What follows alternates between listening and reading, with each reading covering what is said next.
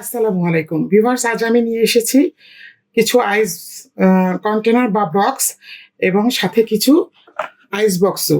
আর এটা হচ্ছে আপনার বরফ রেখে আপনি ফ্রিজে রাখতে পারেন, যখন প্রয়োজন হলো তখন আপনি বের করে নিলেন। তো প্রথমে দেখাচ্ছি এই ধরনের একটি আইস কন্টেনার, তারপরে আছে এরকমও আপনারা নিতে পারেন। এর ভিতরে একটা করে এই যে একটা টং থাকবে, এই ধরনের কাঁচেরও নিতে পারেন, কিন্তু কাঁচেরটা নিলে হয় কি আপনার ওই বরফটা খুব দ্রুত গলে যায়। তো আপনারা মেহমান আসলে ড্রিঙ্কস পরিবেশন করলেন, তখন আপনারা একটা করে আইস এভাবে তুলে দিয়ে দেবেন। তো এটা হলো কাচের, আর দুটো হলো স্টিলের। আর আমি আপনাকে দেখাচ্ছি, দেখুন এর ভিতরে আমি আইস নিয়ে নিয়েছি। এইভাবে আপনারা ডিপ ফ্রিজে রাখতে পারেন। আপনারা আইসটাকে ক্রাশ করেও নিতে পারেন। আমি এখানে একটু ম্যাঙ্গো জুস করে নিয়েছি।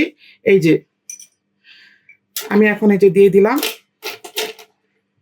আগে এই ধরনের কেসে বরফ জমিয়ে নেবেন, তারপরে বরফগুলো এর মধ্যে ঢালবেন। আবার এই ধরনের কেসগুলো আপনারা বাজার থেকে কিনতে পারেন, 100 টাকা করে দাম, দাম বেশি না। কিন্তু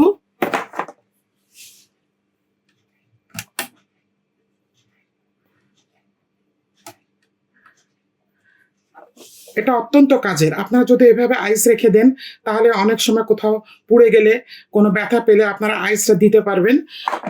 কোনো শরীরের কোনো অংশে এই ধরনের আইস যদি আপনারা স্টোর করে রাখেন, অবশ্যই এগুলো স্টোর করে রাখবেন। এগুলো খুবই দরকারি জিনিস। আর এই ধরনের আপনি জুস তৈরি করলেন, এখন যদি আপনার বরফ রেডি না থাকে, তাহলে আপনি কিভাবে জুসটা দিবেন? তো আপনি এইভাবে জুসটা বানিয়ে এই আইস দিয়ে দিতে পারেন। এরকম কাচের এই জারগুলোতেও আপনি দিতে পারেন। তো ভিউয়ার্স, আজ এই পর্যন্তই। আল্লাহ হাফিজ।